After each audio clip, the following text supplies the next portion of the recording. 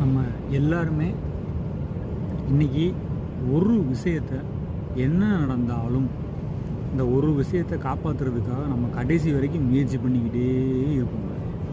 நமக்கு பணம் இருக்கோ இல்லையோ, நமக்கு நிம்மதி இருக்கோ இல்லையோ, எதுவோ என்னவாக இருந்தாலும் நம்ம ஒரு விஷயத்தை காப்பாற்றுறதுக்கு நம்ம முயற்சி பண்ணிகிட்டே இருப்போம். கடைசியில் அந்த விஷயத்தில் நம்ம தோற்று தான் போகும். அது என்ன அப்படின்னா, நம்ம முயற்சி பண்ணுற விஷயம் அப்படின்னு பார்த்தீங்கன்னா இந்த உடம்பு தான். இந்த உடம்பை நம்ம முயற்சி பண்ணுவோம். எப்படின்னா முயற்சி பண்ணுவோம் அப்படின்னா, இப்போ ஒரு காய்ச்சல் வருது அப்படின்னா அதை சரி பண்ணுவோம், ஒரு சளி பிடிக்குதுன்னா அதை சரி பண்ணுவோம், சுகர் ஒரு சக்கரை வியாதி வந்திருக்கு அப்படின்னா அந்த சக்கரை வியாதியை சரி பண்ணுறதுக்கு முயற்சிச்சுக்கிட்டே இருப்போமே ஒழிய, சரி இப்போ முயற்சி பண்ணிக்கிட்டே இருக்கிறோமே, சக்கரை வியாதி வருது, இல்லை இதய நோய் வருது, என்னென்னவோ பிரச்சனைகள்லாம் இந்த உடம்புக்கு வரும். சித்தர்கள் சொன்னபடி 4448 வியாதிகள் இந்த உடம்புக்கு வரலாம். சரி, இந்த உடம்புக்கு ஒரு வியாதி வருது, நான் முயற்சி பண்ணுறேன், சரி பண்ணுறேன், திரும்பவும் வியாதி வருது, திரும்பவும் முயற்சி பண்ணுறேன், திரும்பவும் சரி பண்ணுறேன். ஆனால் முயற்சி பண்ணி சரி பண்ணி நம்ம தோற்று தான் போகிறோம். நம்ம என்னதான் முயற்சி பண்ணி இந்த உடம்பை அவ்வளோ அழகாக நம்ம பார்த்துக்கிட்டாலும் ஒரு நாள் சித்தர்களுக்கெல்லாம் மகா சித்தனான பரமேஸ்வரன் ஒரு நாள் நம்ம எல்லாத்தையும் கூட்டிகிட்டு தான் போகிறார். அதில் எந்த வித மாற்றமும் கிடையாது. இப்போது ஒருத்தர் உயிரோடு இருக்கார், 2 பேர் நம்ம பேசிக்கிறோம் அப்படின்னா, ஒருத்தர் வணக்கம் சொன்னால் இன்னொருத்தர் வணக்கம் சொல்லுவார்.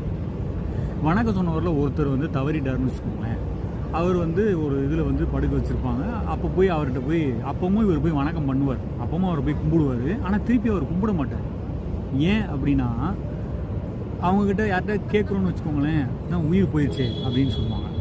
அப்போது இந்த உடம்பு உண்மையா அப்படின்னா கிடையாது. இந்த உடம்புக்குள்ளே இருக்கிற அந்த உயிர் தான் உண்மை.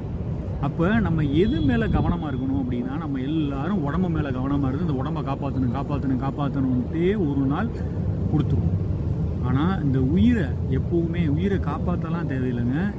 ஒரு உயிர் போகிறதுக்கு இன்னொரு உயிருங்க கிடையவே கிடையாது. ஒரே உயிர் தான் இருக்குது. அது திரும்ப திரும்ப இப்படி எல்லாமாவும் இருக்குது, அவ்வளோதான். அந்த இருக்கிற அந்த உயிர் மேலே நம்ம கவனத்தை மட்டும் செலுத்தினா போதும்.